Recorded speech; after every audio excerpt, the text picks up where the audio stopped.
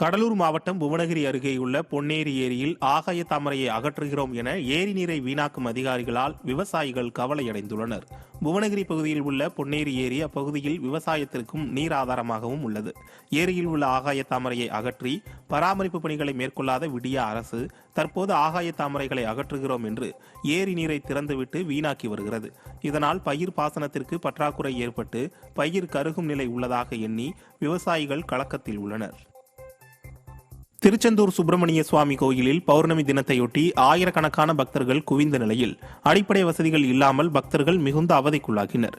பௌர்ணமி தினத்தையொட்டி தமிழ்நாடு மற்றும் வெளி மாநிலங்களிலிருந்து ஆயிரக்கணக்கான பக்தர்கள் திருச்செந்தூரில் குவிந்தனர். கடலில் புனித நீராடி நீண்ட வரிசையில் காத்திருந்து சாமி தரிசனம் செய்தனர்.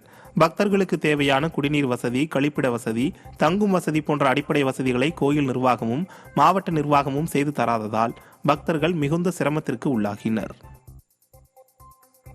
விருதுநகர் மாவட்டம் ஸ்ரீவில்லிபுத்தூர் அருகே சாலை விபத்தில் 2 இளைஞர்கள் பரிதாபமாக உயிரிழந்தனர்.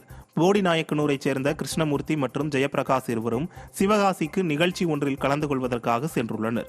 இந்த நிலையில் ஸ்ரீவில்லிபுத்தூர் அருகே அர்ஜுனா நதி பாலம் கட்டும் பணி நடைபெற்று வரும் நிலையில் இரவு நேரத்தில் எதிர்பாராத விதமாக பள்ளத்தில் விழுந்து சம்பவ இடத்திலேயே உயிரிழந்தனர். தகவல் அறிந்து வந்த போலீசார் உடலை மீட்டு பிரேத பரிசோதனைக்காக அரசு மருத்துவமனைக்கு அனுப்பி வைத்தனர். கொல்கத்தாவில் பயிற்சி பெண் மருத்துவர் பாலியல் வன்கொடுமை செய்யப்பட்டு கொல்லப்பட்டதை கண்டித்து கோவை மாவட்ட ஹோமியோபதி மருத்துவர் சங்கம் சார்பில் கண்டன ஆர்ப்பாட்டம் நடைபெற்றது. கோவை தெற்கு வட்டாட்சியர் அலுவலகம் அருகில் நடைபெற்ற இந்த ஆர்ப்பாட்டத்தில் சுமார் 30க்கும் மேற்பட்ட ஹோமியோபதி மருத்துவர்கள் கருப்பு உடை அணிந்து கண்டன பதாகைகளை ஏந்தி ஆர்ப்பாட்டம் மேற்கொண்டனர். இதில் குற்றவாளிக்கு கடுமையான தண்டனை வழங்க வேண்டும் என்றும் பெண்களின் பாதுகாப்பை உறுதிப்படுத்த வேண்டும் என்றும் முழக்கங்கள் எழுப்பப்பட்டன. நாமக்கல் மாவட்டம் குமாரபாளையத்தில் ஆவணி அவிட்ட பூநூல் திருவிழாவில் தேவாங்கர் சமூகத்தினர் திரளாக கலந்து கொண்டு மார்பில் கத்தியால் தாக்கியபடி சவுடேஸ்வரி அம்மனுக்கு நேர்த்திக்கடன் செலுத்தினர். மார்பில் கத்தியால் தாக்கியபடி காட்டூர், பாண்டுரங்கர் கோவில் வீதி, கத்தாளப்பேட்டை உள்ளிட்ட பகுதிகளில் ஊர்வலமாக சென்றனர்.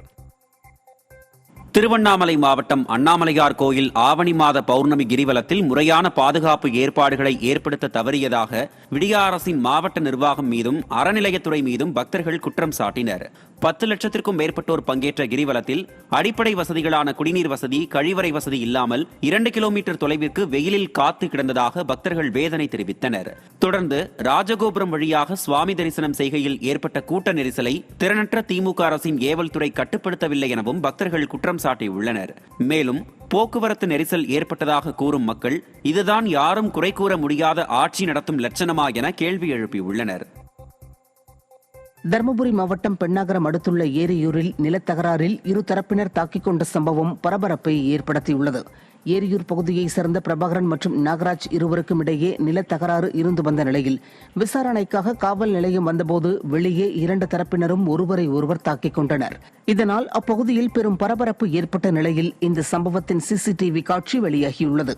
தஞ்சாவூர் மாவட்டம் கும்பகோணத்தில் உள்ள குளங்களை மீட்க கோரி காவிரி விவசாயிகள் பாதுகாப்பு சங்கத்தின் சார்பில் விவசாயிகள் நூதன போராட்டத்தில் ஈடுபட்டனர்.